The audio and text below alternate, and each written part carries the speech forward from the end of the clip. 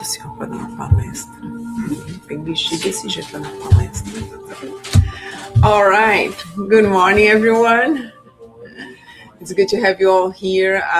Today's beautiful day, even though it's cold, but it's absolutely stunning, beautiful, with the sun shining, and it's good to be here all together again. Braving all that snow outside, and like a lot of obstacles to get here, but we're all here today. And to have another lecture today, we're going to be talking about Allan Kardec. Who's Allan Kardec? We're going to have this lecture given by our friend Tiago. And before we start our lecture, we're going to have our reading with our friend Patrick and the initial prayer. Morning. Morning. All right. And even tough people. We are reading for the book Happy Life from Divaldo Franco, brought from by the Spirit Joana de Angelis. Even tough people appear to be bad or selfish, or because they afflict or mistreat you, do not plan revenge. There are those who enjoy doing evil, who upset others and take pleasure in it. These are beings at a primary level, who are still acquiring the light of reason and emotional sensitivity. It is unfair for you to lower yourself to their level and suffer more, when you can help raise them and yourself and change the world's moral landscape for the better. May your magnanimous actions show an understanding of the failing and limits of your neighbor. You will never be sorry if you act in this way. All right. So, with this message, let's close our eyes, elevate our thoughts to our Master Jesus, to God, and thank the opportunity to be here another week, to learn a little bit more about Jesus' teachings and everything that Kardec with the spirits was able to bring to us. Let's ask the good spirits to enlighten our friend Tiago to bring us the lecture that he, with the support of the spiritual world, prepared. Thank you, and so be it.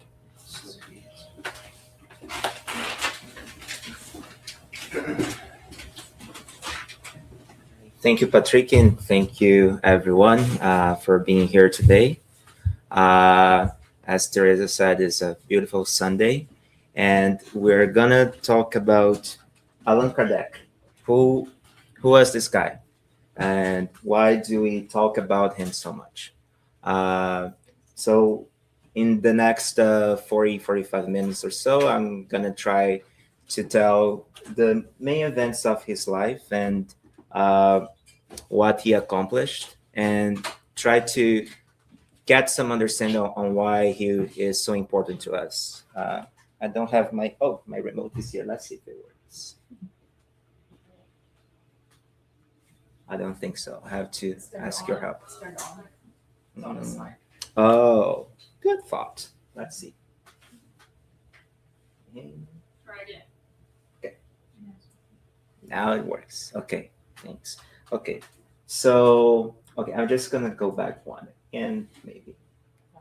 Okay, so Allan Kardec is we know him like this. That's he's usually portrayed. This very serious gentleman who we know has brought us the books of what we call the Spiritist codification, and that speaks a little bit of his personality, although some of his friends' reports tell us that he was not always that serious like this. He would be someone that would be joyful amongst his friends and would have a pleasant laugh. But because he lived most of his life as a scholar, and I think because when people were portrayed, they didn't want to see like goofy, he would show up like this as a very serious and scholar man. But let's go from the start. So he was born in Lyon, France, on October 3rd, 1804. And here's a picture of Lyon on the current day. So seems to be a very beautiful city. I've never been there, but I kind of want to visit one day. Um, he was not born with the name of Allan Kardec. His birth name was Hippolyte Léon Denisard Rivail. So we'll call him, at least at this point, Boy Denisard, because that's just easier. And he was son of Jean-Baptiste Antoine Rivail and Jeanne Duhamel. Jean-Baptiste is reported to be a judge with an extensive career in magistrature, and he came from a family that had a long career on that field as well. And at least on the reports that we have, Jeanne Duhamel was just described as his wife, but I think that's just a reflection of the time. But anyway, so the boy Denisard was born in a very well-known family of Lyon that had a very good reputation in magistrature. So it was thought that Denisard would follow the same career. But as we will know in the next couple of slides, that's not exactly what happened. I want to touch base on the context of France at that time, very briefly. So at the time of Denisard's birth, which was 1804, it was just the aftermath of the French Revolution, which had taken place between 1789 and 1799. So it was a moment of turmoil in French history. And as you probably know, this revolution influenced all over the world, and it still has reflections on how we organize ourselves politically today. By the end of what is known as the French Revolution, Napoleon had taken power, and right at the time of Denisard's birth, Napoleon had crowned himself emperor. So this was a very changing time for France and also in Europe, because it was a time that we were starting to understand that monarchies were not as suitable anymore, or at least the word of the king was not a direct representation of the word of God. And this came from a lot of development of the previous centuries with the philosophers such as Jean-Jacques Rousseau. So it was a society that was leaning towards secularism and was putting more value on scientific rationalism. Like philosophy was blooming at that time, and it was a time that science was started to bloom as well, with several discoveries, several studies that would come the next few years. It was also a time of deep social changes. There were still a lot of people in poverty, and although the middle class was rising to power at that time with the revolutions that were happening, France was still at that time facing a lot of social inequalities. So that was the context of France at that time. So that was the context in which our boy Denisard was born.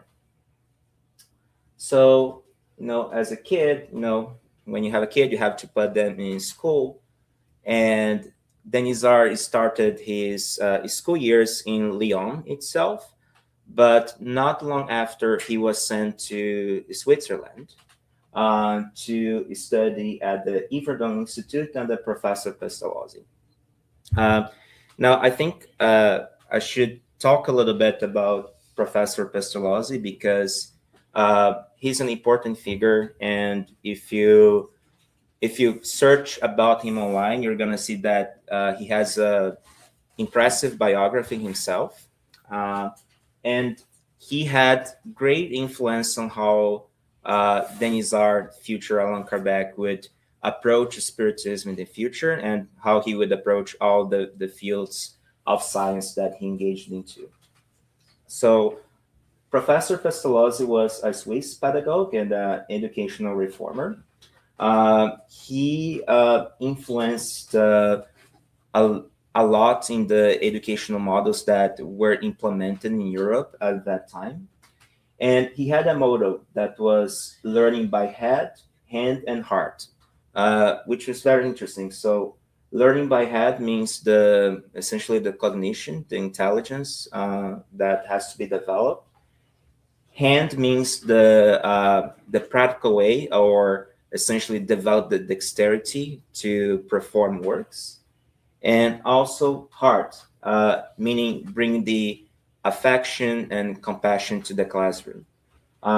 He would let kids learning using their own resources and develop it from there. And that was a revolution at that time. Many people came to study with Pestalozzi, and his educational model was implemented in England, for example, or around Germany. And actually, the person that created the kindergarten study with Pestalozzi, and had that's one of the examples how his influences is still present nowadays.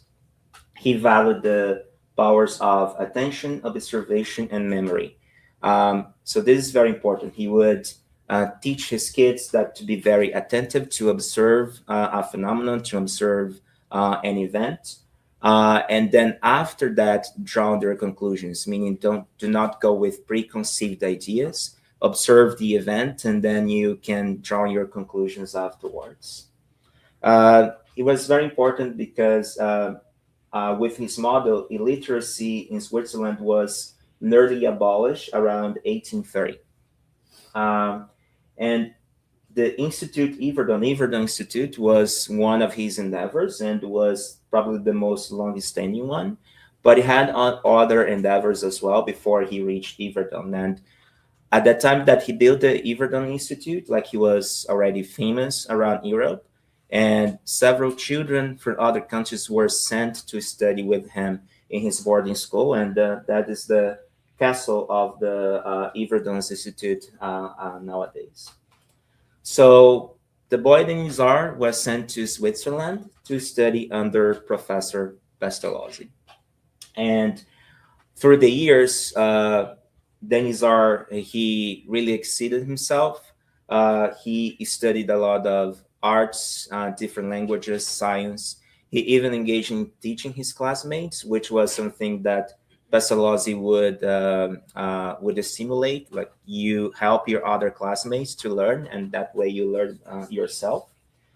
And he became one of the Pestalozzi's collaborators. So often Pestalozzi was called to other countries to start institutions similar to Yverdon.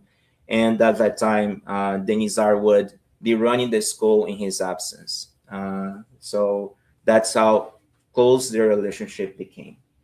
The Yverdon Institute, unfortunately, closed its doors, at least at that time, in 1825. But at that time, Kardec had already come back to France. So what happened after now the man Denisard came back to France? He had obtained his bachelor's degree in letters and science, and he was able to speak several languages. So obviously French, which was his native language, but he was also fluent in German and English, and he also could communicate in Dutch. I only speak two languages, so imagine at that time. And one is my native. So when he came back to France, he may have spent a little bit of time in Lyon, but he ended up going to Paris. And he wanted to start his own educational institute in that city, using the same model that Pestalozzi used in Yverdon.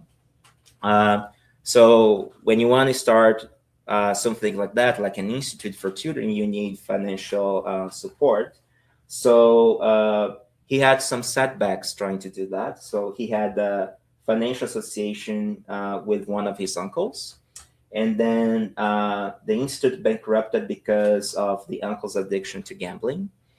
So he had the shares. He had the shares with him and his wife at that time. And the share of the institute was then lost after he entrusted it to a friend who had bad business, and then that friend never paid him back, so he was without money. So that didn't work out, which I imagine would be very frustrating for our man Denisard at that time. But when I was reading about this, I thought, well, we all of us have that, difficult relative. If you don't have one, maybe, well, let's not go there. So he didn't feel that discouraged. I mean, he needs to find something else to continue his educational endeavors. So he started working a lot. He wrote books on grammar, arithmetic, and also on pedagogical studies. And he also worked with translation of works from English to German. And he opened his house a space to teach children about several topics such as chemistry, physics, astronomy, and comparative anatomy. And those courses were very well attended. So you see, he actually deviated from the course of magistrature of the law and went into education, which ended up being his passion at that time.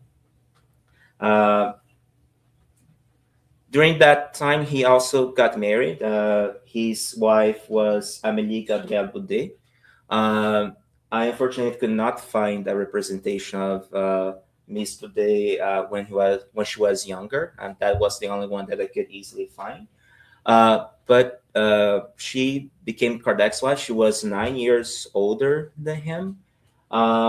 As far as they did not have any children, and she became a support for him throughout his endeavors, both before he was called Allan Kardec and most especially after he was called Allan Kardec and during the Spiritist codification. So she was certainly a very important figure in his life, and we don't talk about her too much, unfortunately. So as a scholar and an academic, Denisard had a number of publications that had influence in the educational model of France and were used in universities and to teach children in schools, etc. So just to name a few one, he published what's called the practical course and theoretical and practical course of arithmetics according to the method of Pestalozzi, the proposed plan for the improvement of the public education, classic French grammar under a new plan, grammatical catechism, that is very interesting, of the French language, and manual for the tests for exams of capacity to obtain a diploma. So here's one picture of one of his publications, and you can see here he's signed as HLD Revile. So he was very respected and very well known at that time. His books were being published and read all over Paris and all over France. And because of that, he became known in the academic environment and was part of a number of scientific societies engaging in studies in various fields of science. With the classes that he was giving and the books that he was publishing, he was able to recover financially. And although he was not rich, he was able to live a modest life and continue his life as someone normally would. So even though he had that setback with his uncle and his friend, he was able to recover, having a job in education, and a very influential one. And then we have the turning point. So he was, as I said, he was living very well. He could continue living his academic life, publishing his articles, publishing his books. But then at that time in France, he heard about a phenomenon that was called the turning tables, or here, as you said, la table tournante.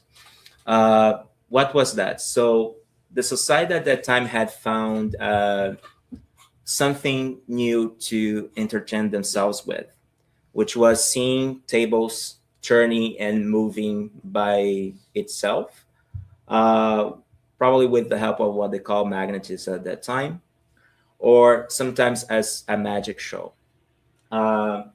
And it's interesting how some habits repeat themselves. Because looking at this, I remembered when I was in high school, and maybe you have experienced that as well, that some kids like to play of summoning spirits either by Ouija board or playing with like a glass. In my time, it was with a pen. But I think this is kind of a recurrent, episode during adolescence. I think just people are curious and want to prove that they're brave, and so I see that kind of the same thing. They wanted to be curious. They want to know what would happen with their lives, who they're gonna marry with, like asking frivolous questions. But that was most as a pastime with them. Um, but some people look at that with some interest. And some of those people were Kardec's acquaintances, they were Kardec's friends. And one of them was someone called Mr. Carlotti. Uh, so Mr. Carlotti one time went to Kardec and said, "Oh, so we have this phenomena that is happening all over Paris that people are very excited about. So essentially, the we ask questions to the tables, and the tables are talking. Like, can you believe that?" And Denizar at that time described that Mr. Carlotti was a very good person, had a very good soul, but was just too enthusiastic. He was too excited about anything. So he didn't give that much attention. He said, "Yeah, okay, table's talking. Yeah, okay, I'll believe it when I see it." So he didn't buy it at that time. I know this phenomenon was continued to happen, and more people were interested in it. And he had another of his friends. He was his friend for about 25 years, Mr. Patier. And he spoke about the same phenomenon, but he spoke with not enthusiasm. He spoke in a very cool and composed nature, very serious. He was a very serious person. He was a person that was interested in magnetism at that time. So he said, "Well, we see those tables. They turn, they tap, and they are give us messages." And then, at that time, Denizar gave some attention, but he said, "Well, I don't believe it right away, but I will observe what is going on. What's going on here?" So he didn't believe right away, but he agreed to observe the phenomenon. So he started to attend the sessions, and then that really gave him an impression. He said, "Okay, so something is happening here. Those tables are moving around. Sometimes they are just standing up in the air without no support." So that impressed him, and he said, "Well, I have to understand what's going on here. Why is this happening?" And he approached this with a very positivistic framework. So I will talk a little bit about positivism, what that is. It's not going to be that long, but just with an excerption of Kardec's writing, he said, "I had to be positivistic and not idealistic to keep from allowing myself to become deluded." So positivism, in very brief words, is this philosophical current in which says that knowledge only comes from observable, objective, and measurable data.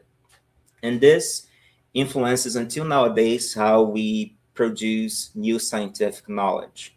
If you have an event, you have to observe that event, you have to collect the data, and then you have to measure that data, have to have a way to measure that. And with the data that you analyze, you have to draw a conclusion or even new hypothesis from that data.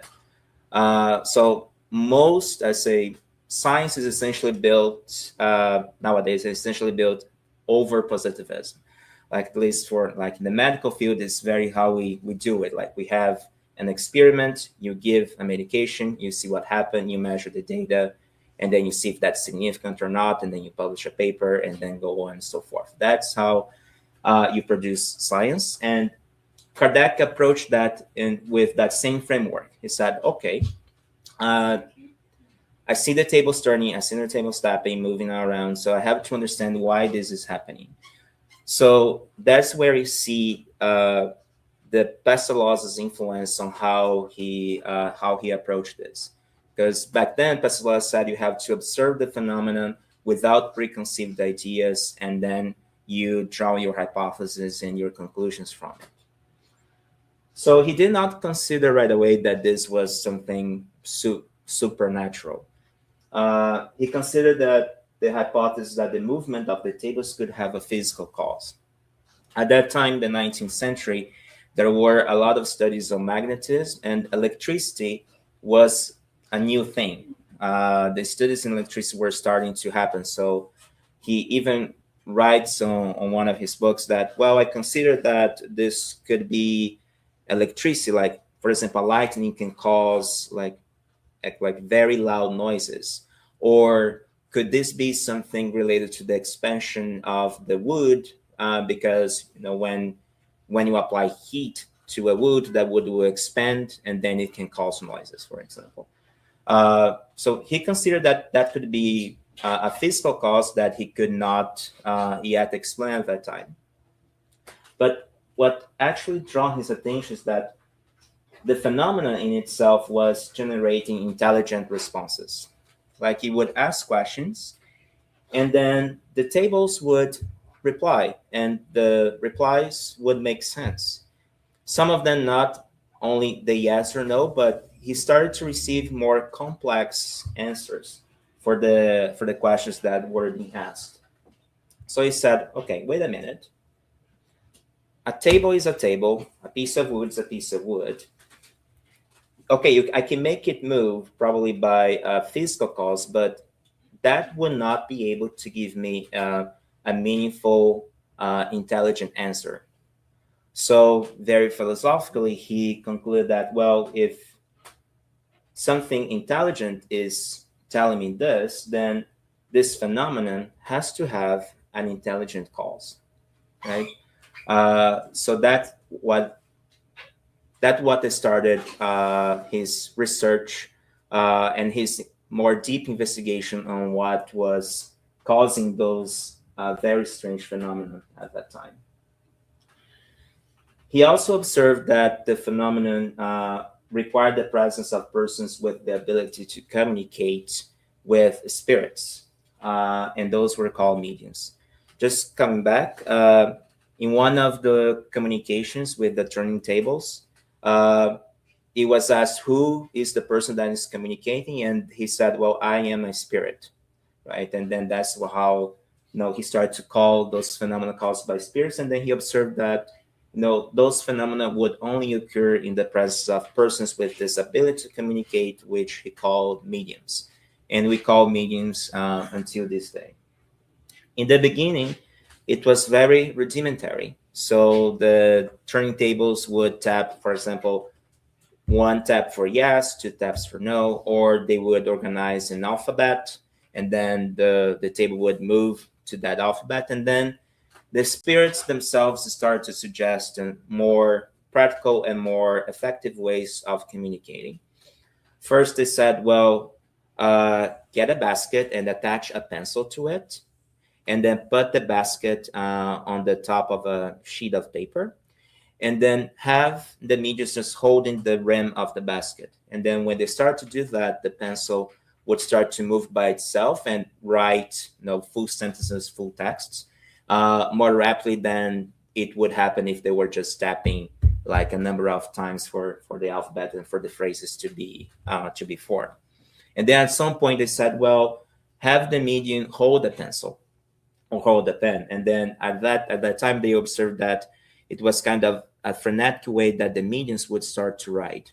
And that ended up becoming the most effective way of communication. And that's what probably one of we know the most nowadays, and was very, I would say, popularized by Chico Xavier, who was a Brazilian medium, passed away in 2002. But he was known of bringing psychography from several spirits, like the ladders of Chico, and also the several books that he psychographed and published, spreading the word of the Spiritist doctrine. So at that, though, in the beginning, it was not like this, not as fast like this. It was very rudimentary, and the spirits themselves started to suggest better ways of communicating. And then Kardec started to dive into the content of the messages that were passed. So he noticed that when he was not present in some of those sessions, like the questions, the answers were very frivolous, were things about like everyday life, for example. Am I gonna marry that person? Or like, am I gonna get that amount of money? Am I gonna get like an inheritance or something like that? So those were like the frivolous questions that were being asked. But when Kardec was present in those sessions, he started to notice that the content of the message was more complex and was deeper than was previously reported.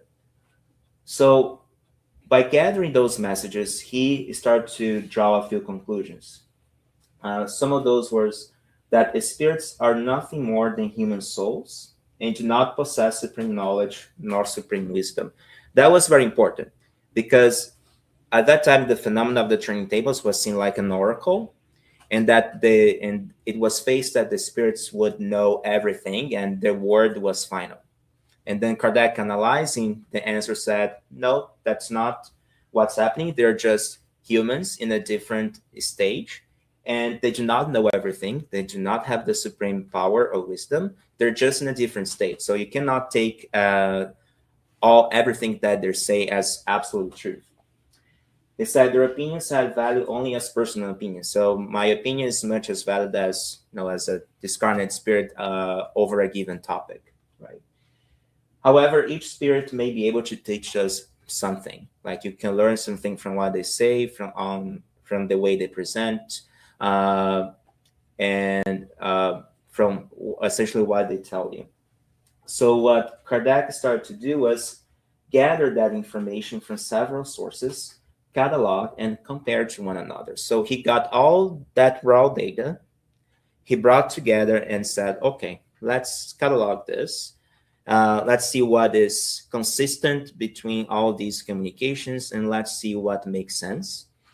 And with that, he started to categorize, to catalog, to classify, and he started to notice that there were a few gaps and that needed answer.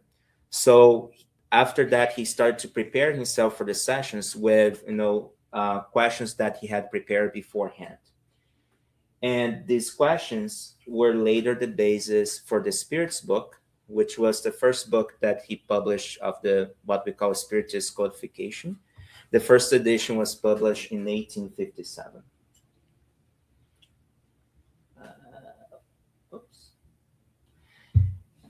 And then you can wonder why the name Allan Kardec. Until at that point, he was called Denisard, which was his original name, or at that time, more likely Professor Revile, because he was already a professor.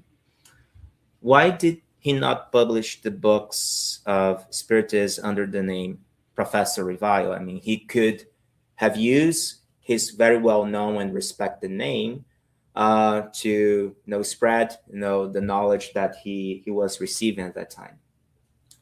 That was under the advice of the spirit. So in one particular communication, a spirit told him that he knew him from a previous life, and on that previous life he was a druid, and a druid is kind of a Celtic cleric or a Celtic priest. And during that time when he was living as a druid, his name was Allan Kardec. And he was advised to use that name to publish all the works that he would develop on Spiritism. And the reason for that is they advised to separate his own scholar work, his academic work, from the work that actually came from the spirits. Because the content from the Spirits book and of the books that followed were not created by Kardec himself. He actually just gathered all the data, codified and organized it, and transmitted it. But the work was not from him. So he was seen as more like a messenger. So that's why he separated his scholar academic work from the Spiritist work, and he published the Spiritist book and the other books under the name of Allan Kardec. Over time, while he was making the questions to the spirits in the several sessions, and while analyzing the content of the answers, he started to realize that that was taking the body of a doctrine, meaning that was just not a new field of science, but it was essentially a revelation that should be brought to the world, and that was the time that that should be brought. And he had received the mission to translate that and make that public, and not only keep that to himself. So he published the Spiritist book in 1857. If you ever had chance to read the Spiritist book, it's I like to call it a very dynamic and interesting book. Well, I call it dynamic because the format is question and answer. The first edition had about, if memory doesn't fail me, 517 questions. Then he did a second edition, which I think that's one that became definitive, and that's the one that we based on today, that has 1,019 questions. The Spiritist book approaches several aspects of the life, from God, creation of the worlds, creation of spirits, divine justice, and the moral laws. So it's a very interesting book to read. Following that, he published the Medium's book, which is essentially a manual of mediumship and talks about the practical aspects of spiritism and how the mediums can develop themselves, and give some advice on what difficulties the mediums may find during their journey. One that we talk about a lot, and I don't want to say that the others are not important, but this is particularly special, which is the Gospel according to Spiritism, which contains essentially the summary of the moral laws that are a reflection of the teachings of Christ. And it's a very important book. Heaven and Hell dives into the divine justice according to Spiritism, and it tells us how the state of the spirits in the afterlife, and how that makes sense according to the justice of God. The Genesis was the last book of what we call the codification, and essentially summarized the scientific aspects of Spiritism. It's said to be a very difficult book, but I think we should all, there is a sense that it's not that difficult. It's not that difficult. So we have this fear that it's too scientific and that is difficult to read, but it's also a very interesting book. He also published a few other things. There's this book called What is Spiritism, which is a summary of the Spiritist doctrine, like in a shorter version. There is an even shorter version called Spiritism in its simplest expression, which is like a very small book, like a brochure like that. And also very summarized, and it's very interesting to read if you do not know much about Spiritism.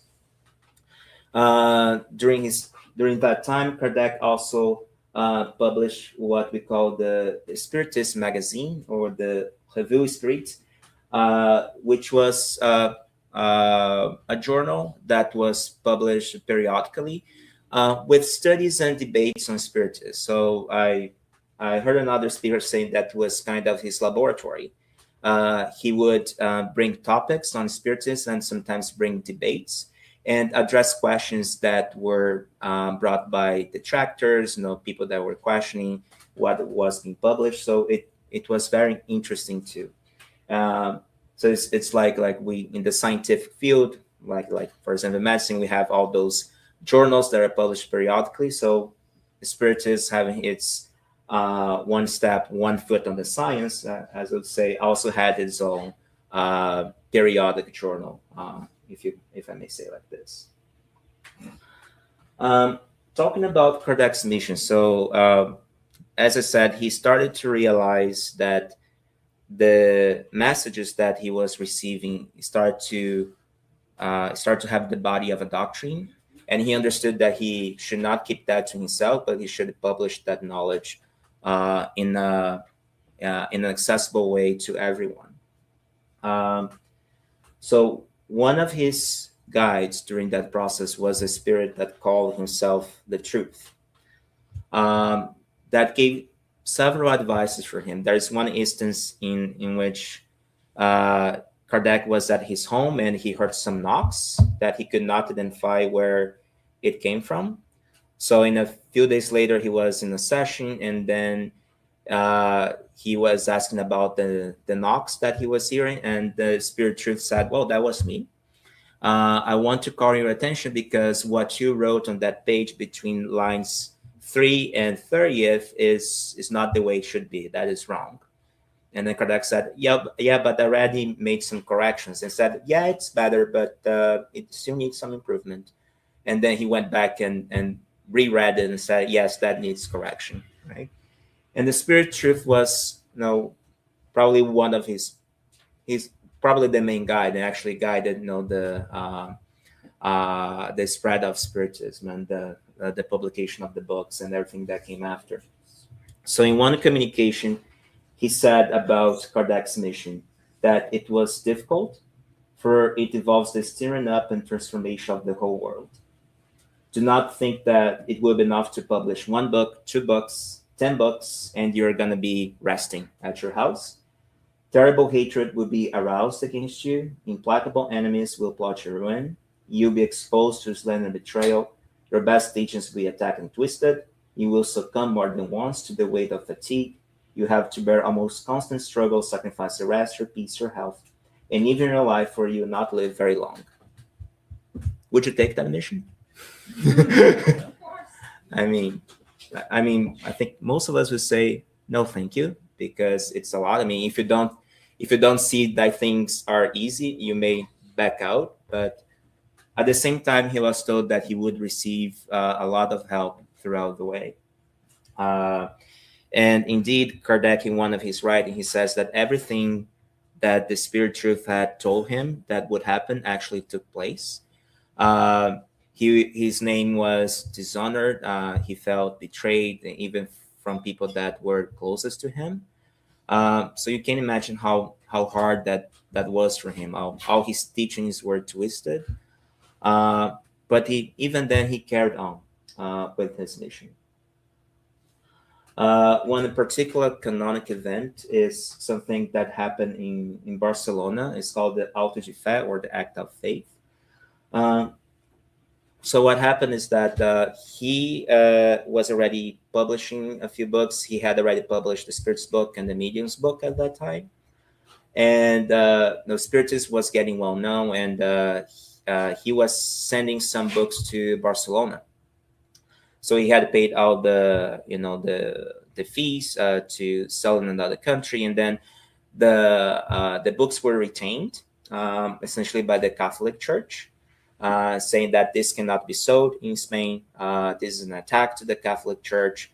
And Kardec tried to ask for the books back, and they said no. The Catholic Church is universal. That's an universal attack. So we're gonna burn these books, and that's what happened. So they burned the books in a public square, very much like the Inquisition, although the Inquisition had officially ended at that time. So Kardec was very disappointed when that happened, but the spirits told him, said, let it go, let it happen, and don't worry about it. Things will happen the way they should. And indeed, this event only stimulated the interest on Spiritism in Spain. So actually, this had the reverse effect that they wanted. So Spiritism was even more widespread after this. So that's why the Spirit said, just let it happen. But that will be taken care of. And in Gospel according to Spiritism, there is a passage that says that even though there is a hardest trial, there is always a consolation. And in one of his letters to the Spiritists of Lyon in 1862, uh, Kardec mentions that he had some consolation despite all the trials that he was going through. He said that he had extraordinary satisfaction in the establishing of a new doctrine, and seeing the one in which I have devoted myself grow and prosper during my lifetime with marvelous speed. I regard it as a great favor from heaven to be a witness to the good that it has already produced. This fact, which I receive the most touching testimonies daily, has paid me back with interest for all my hardship, all my weariness. So, despite all the troubles that he faced, uh, the spread of Spiritism was also very well received amongst the people, and especially in Lyon, which was his birthplace. So that's why he sometimes he addressed some letters directly to the Spiritists of Lyon. And he was very happy to see that the Spiritist teachings were taken seriously, and he was seeing transformation in the people that were receiving those teachings. So that was his greatest joy, and the consolation despite all the troubles that he was facing for carry on his mission. So, what is the message of Spiritism, and why is it so important to us? So, there is a motto of Spiritism that without the charity, there is no salvation. Which, if you dive into it, is essentially a reflection of the law of love the Lord your God and your neighbor as yourself. So, if you think of it, why were people attacking something that is a reflection of Christ's law in itself? What happens that Spiritism was gathering objective, observable data by the communication of the spirits that what Jesus said about 2,000 years ago was true and now was more comprehensible.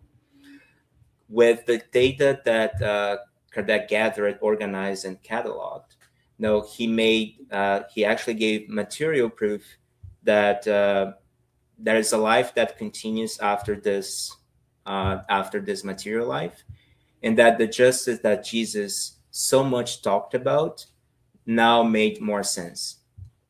You had to remember that at that time, the society was become more secular and more rational. So the dogmas of the church were not enough for several people. And then with the Spiritist philosophy, the Spiritist doctrine, and now the scientific method, that made it more palpable and more rational for the people. So actually, Spiritism would enhance people's faith in the future and in Jesus' teachings. One of the questions of the Spiritist book is, what is the most, I'll say, perfect model to follow the laws of God? And they say, look at Jesus. Jesus is your model and your guide. So I would say Spiritism brings more proof of the teachings of Jesus about love yourself and love your neighbor as yourself and help each other, collaborate with each other. And that was Kardec's mission, just making clearer and reinforcing what had been taught for several years. Just this Wednesday, we in our book study that happens Wednesdays from 7 to 8, like we're talking about this, like we are essentially coming back to the core teachings every thousands of years. Like Moses, when he brought the tablets of the 10 Commandments, the first two are love God and love your neighbor. When Jesus comes a few thousands of years later, there's a passage where he says, I will summarize the law and the prophets in 2 commandments, which is love God and love your neighbor as yourself. And then Kardec, with the teaching of the spirits, now would bring in more the scientific method to it, and all the philosophy behind it goes back to the same thing. Love God and love your neighbor as yourself. So every time we are being taught again, because probably we haven't learned yet, but now we have more comprehension that makes more sense to us. So that's why Spiritism was so important because it opened our eyes and opened our minds. And we see that we do not need so much rituals or to the exterior acts of, for example, oh, I need to, pray X number of times, otherwise it won't work. We understand like prayer, well, however you do it, if it comes from the heart, no, God will hear you, amongst other teachings. So the reason why it brought so much attention, so much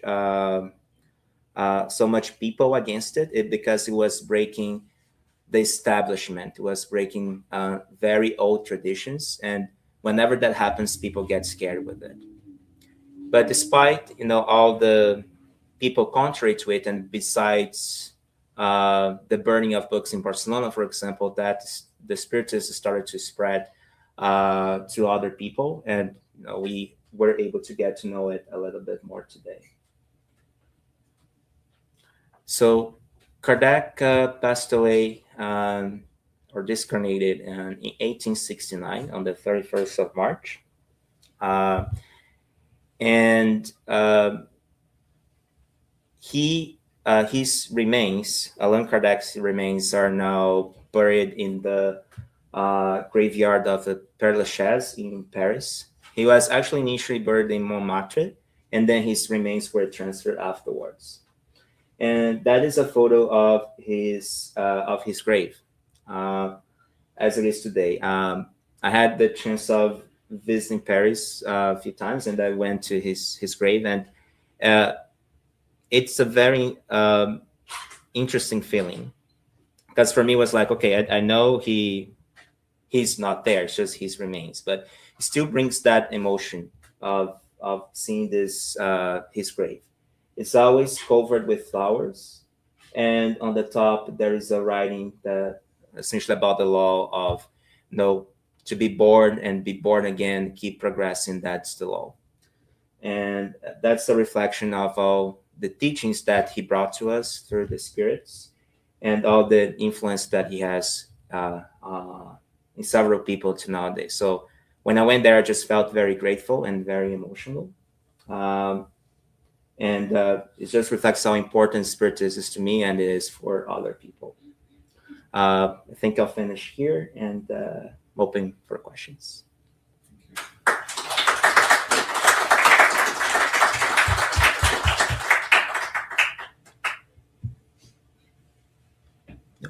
I have been to the grave. There is an energy, and we don't know it's not there. Everything is just not even the remains. By now, even them already disintegrated. But it is funny because I went to the office to grab the map, because they have a map of all those people that you can visit at Père Lachaise, Edith Piaf and Chopin.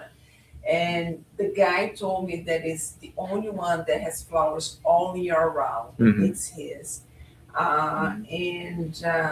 And I remember there was this French lady was there like praying, and she said that when she needs kind of recharging energy, she goes there, because it just became that point in her mind where she can like re-energize. And actually she said to thank for what he brought to her, like what the knowledge that he brought to her. So for her it's important to be there, and really gives that. It's fun because we know it's just it's just stone, but it is different. It is different. It is different. There's an energy coming from there that is just so beautiful. And by the amount of flowers that it had, like you couldn't even barely get close to the amount of flowers. You see how many people go there just to say thank you for the work that he had brought to us. Because his life really, was here, had to give up like halfway. Yeah, definitely. Okay. How did he die? Oh, he had an aneurysm. So it's essentially one of his arteries was dilated and bursted, and it was like a sudden death. He was okay in one moment, and then he passed away on the other second. They describe it was like going to sleep. He was kind of sick by the end. All the hard work done, right? He was tired.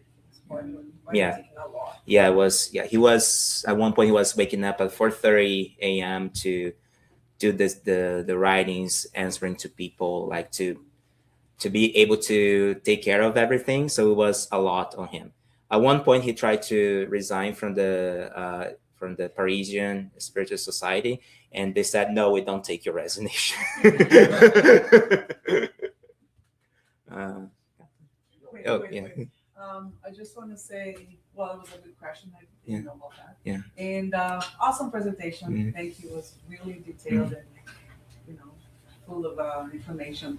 I just want to do a little marketing for Netflix. Oh, okay. Yeah. The wonderful movie we have. Yeah. Kardec. There is a movie, as I think was released just before the pandemic. It's called Kardec. If you go on Netflix, it's there. It's a Brazilian movie in Portuguese, but if you have subtitles, you can watch it. It's a very nice one. Yeah. I just you made a comparison Mhm. that it's I have been doing this for a while now. Mm-hmm. So you compare a little bit the Old Testament with Moses, Mm-hmm. the New Testament Mhm. that was not written by Jesus Mhm. but by several people, Mm-hmm. and Allan Kardec. Mm-hmm. Take Moses out. Mhm. Jesus didn't write anything. Kardec made comments, Mhm. didn't write as well. Right? He put things together. That Mhm. was the beautiful, Mhm. The beauty of his work, right? So I think the beauty of Allan Kardec was three things, in my opinion. He put all these effort together. That was his mission, as you said. Second, he allow us to question what it's in the book. So he said, every time that science prove whatever is written here differently, go by the science. So these unlock Mm-hmm. a strength on his words Mhm. that it's out of the roof for me. Mhm. Because I think it's the only book that can evolve. Because when Moses put something together on the book, it was written for that people that were there. Mhm. And when we read today, we read it with a different mind. Mhm. The same for Jesus, right? Or from the New Testament, Mhm. right? When Paul says, in Paulo, I think for Corinthians, that says that the man has it's higher than a woman. It's for his society, not for our Mhm. society. Okay? When Allan Kardec put his words that allow me to progress on the readings, it's amazing for me. So I just finished the New Testament. Mhm. I'm reading the Quran. Oh wow. Yes. Mm-hmm. And it's a book that it's very difficult because it was written in 600, from 600 to 1,000, right? Mhm. Not more than 1,000 years. But the books from Allan Kardec help me to progress because, guys, it's like a 3,000 years ago was just the Judaism, then was 1,000 years ago was or 2,000 years ago was the Old New Testament. We do have the Spiritism, but Spiritism we can progress, and I think this is beautiful Mm-hmm. because we can read more things that's coming, or it's amazing. So I would recommend everybody, if they have time and they have willingness, read all the books. And read the New Testament and the Old Testament with those minds, these minds. It's like it's a great to see evolution. That's great. Yeah. Michelle. Why do you think Spiritism hasn't spread worldwide as well as, say, for example, the other religions under the Christian religion, so to speak? Yeah. And why has it only really blossomed so much in Brazil? Yeah, that is a great question, and I asked this to AI yesterday. So if anyone wants to interject, please do. So what happened after Kardec's discarnation is that the organization of the Parisian Spirit Society kind of got lost because he left the hole, and there were some disputes, like internal disputes, and then essentially were not able to organize themselves to continue to propagating the doctrine. Also, France at that time went into a very materialistic way with the secularism and the rationalism, scientific rationalism of everything that was developed at that time, then studies of magnetism, electricity, industrial revolution that came afterwards. And then the Spiritist, which was seen as a scientific branch, end up for that segment end up being seen as more as esotericism, and then it was kind of dismissed, I would say that way. France at that time was kind of one of the centers of the world, so there was a lot of connection between Brazil and France. Even my hometown, for example, has some architecture that's very French inspired. So France was kind of the main point at that time. So there was a lot of exchange. So Brazilians got to know Spiritism in France and brought back to Brazil. And Brazil has a fertile soil to grow. First, Brazil is very religiously open, let's put it that way. It's a predominantly Catholic country, but because of our history, we have religions from African origin. For example, there is the influence of indigenous people, and those things kind of mix and blend together. I heard one time some people saying that Catholicism in Brazil is very close to paganism because the way that we mix things. So it's not uncommon in Brazil seeing someone that is Catholic but says, "Oh, I go to the Spiritist center every now and then to get a pass," for example, and that's okay, and that is okay. That's fine. So it's very open.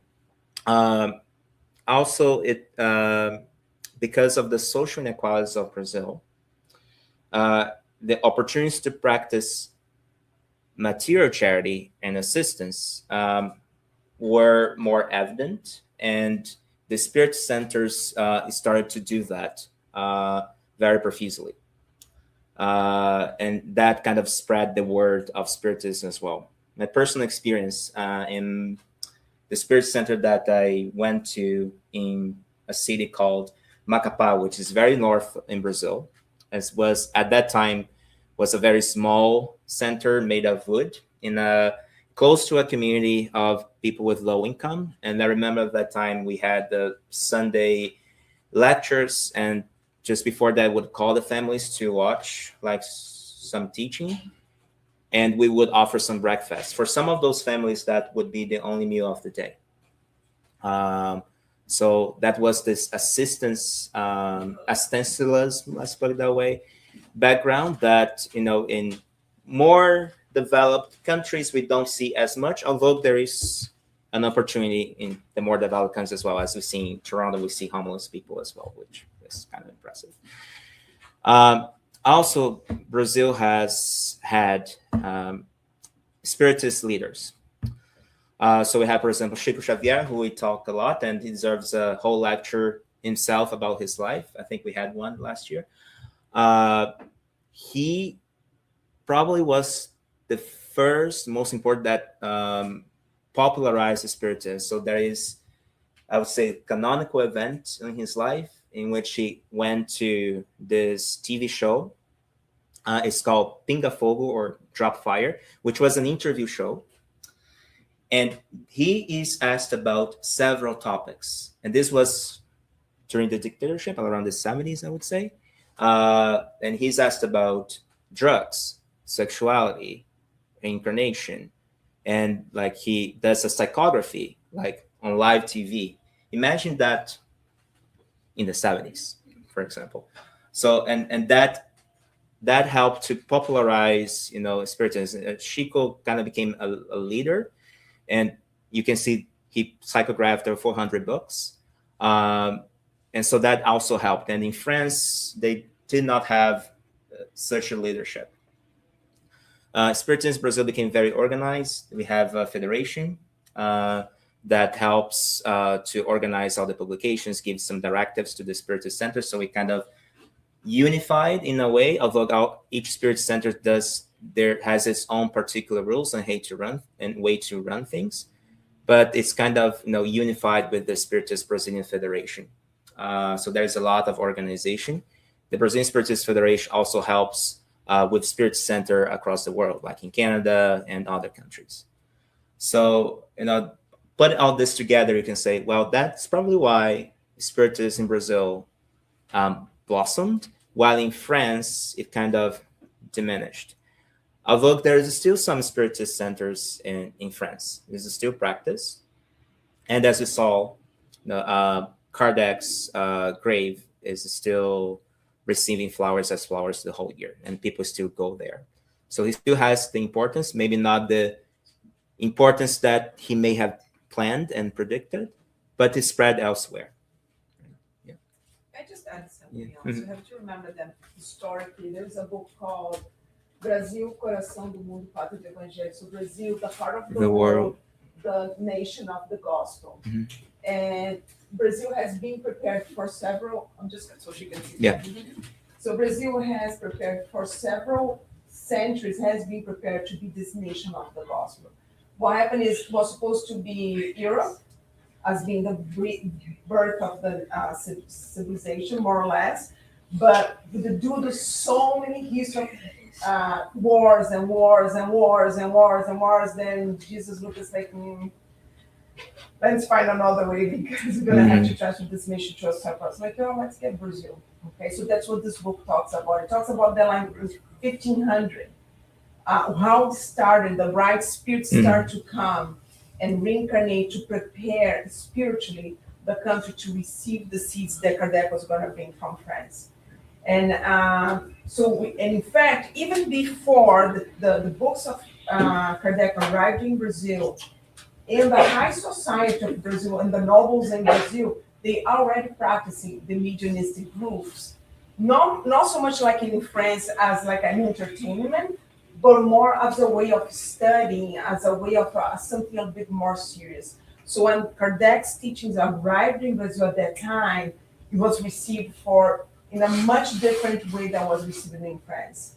So even then, but why what? So not make Kardec arrive in Brazil, because Brazil was not a center of scientific knowledge at the time. Was not, probably wouldn't be taken as serious as something as France was at the time, was booming of education, of scientific. So had to arrive in there, had to be born in there first, and then the seed being brought to Brazil. That even spiritual start was being prepared already to receive that seed and then flourish, and then from Brazil spread around the world. That's why we're here. That's why we're here. But it's important to say as well, if I remember. One second, though. We have one question in the back. Just to kind of speak to your question, I have to find it. There's a great article that ties land ownership to the spread of religions. It's a simple way of answering. The Catholic Church is as big as it is because it's one of the biggest landowners in the country, in the world. So if anyone's interested in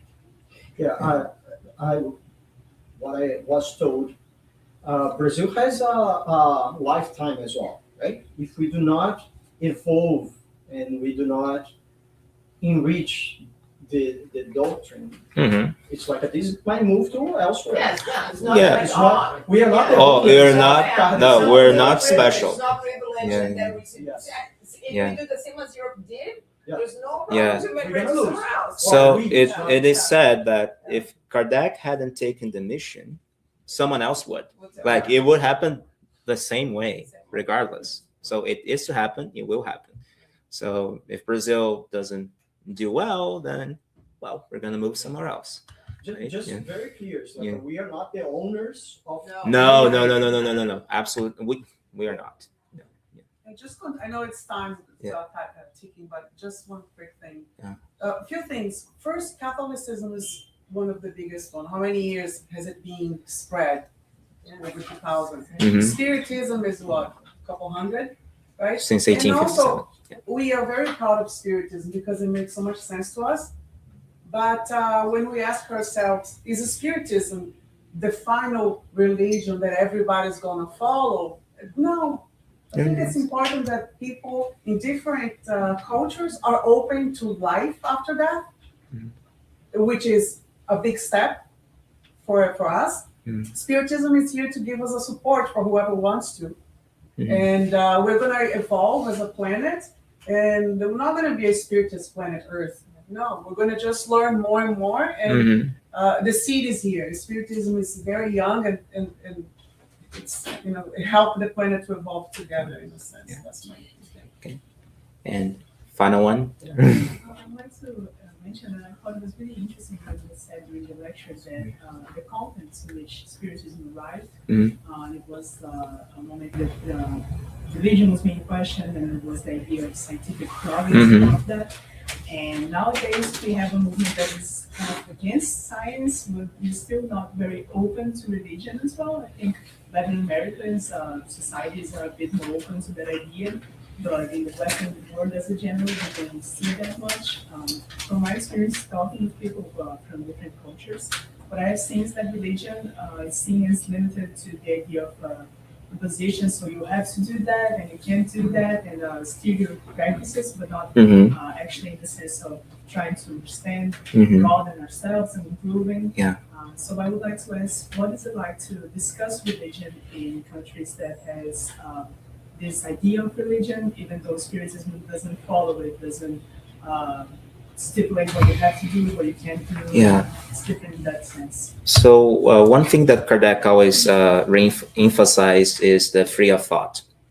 So people are free to think. You can present them your ideas, but at the end of the day, they're gonna decide what they're gonna do and which path they're gonna take. So he always respect that, and he always said, no, don't go to those who do not want to believe. They're already closed, because it's an infertile soil. But continue to spread, keep having conversations with people that are open to it, and respect their free will. Now, at one point, they will, realize that they will perceive the consequences of whatever actions they're taking. Then we'll amend ourselves. We know that we'll have several opportunities to learn, and we'll find our ways in our own time. So, keep talking, respecting, to not offend anyone, and keep trying to do your best. I think that's the best way. Kardec writes about that in the gospel introduction, and he says exactly that, because he was so intelligent in that sense of understanding kind of repercussions of what was going on at the time. So he says, you can dispute anything. You can dispute history. You can dispute that Jesus existed or not. You can dispute, the formation of the planets. You can find arguments basically against anything. But you cannot find arguments against the fact that we have to love one another, right? And expect that same relationship. Like, in other words, do unto others what you want others to do unto you. So that moral principle is basically the basis of everything he's done and we do. And because you can't really, there's no argument against that. That's why Spiritism evolved into that circle, right? And then there's very little, and that's why other religions go to a Spiritist center kind of thing. That's why there's no dogma, there's no rules. Like, I think that's why Spiritism is not like a leading religion in the world. Because we don't have a leader. Like, we don't have we don't have an organization scheme. We don't have a financial investment. And that is exactly why we're not a conventional religion. And that's why we're the unseen majority kind of thing. If you go to Brazil in the census, there's about 2.8 million declared Spiritists in the Brazilian census, right? But that's not a real number, because the vast majority of other religions also believe in the same principles we do, and they go to the Spirit Center to receive spiritual letters from people that are deceased, although their own religion believes that that's a sin, right? So that's the super interesting aspect about Spiritism. It's not bound by physical boundaries of kind of what it has to do or not, right? It's a primary philosophical principle. And I think that is really what separates us. And that's why you're not going to see Spiritism as the most popular religion in the world. That's never going to happen. but that's not how it's designed to happen, right? And I think we have to keep that in perspective. And as Kata said, Spiritism is constantly evolving, right? And we have that. So in other words, what we know today is probably just like 1% of what we're going to know in 100 years. But the Spiritism allows you to do that, right? The same Spiritism will add on information that in 100 years will still be valid and true, right? And we're not going to be able to question our faith because our faith evolves with our own knowledge. And that's what the other regions don't allow you to do, right? And I think that's why if you put it all together, that's why you see Spiritism as a fundamental combination of philosophical, scientific, and religious principles, right? And not as an organized religion, right? And after we understand that, everything becomes easy, right? It's like, yeah, that's who we are, you know? We don't have to, right, worry about things, right? Don't worry about tomorrow kind of thing, right? Which is a very common, like, therapeutic intervention today, right? And CBT and DBT and like, you know, do not worry about tomorrow, right? It's interesting because in the Spiritist book, there are a couple of questions that say you are not ready to receive. Hold that thought. We have to close. Thank you, Tiago. All right. I think it was a great lecture and a great discussion. We're going to say goodbye today, right now, to all the people that followed us over the internet today. Hoping to see you back here next Sunday.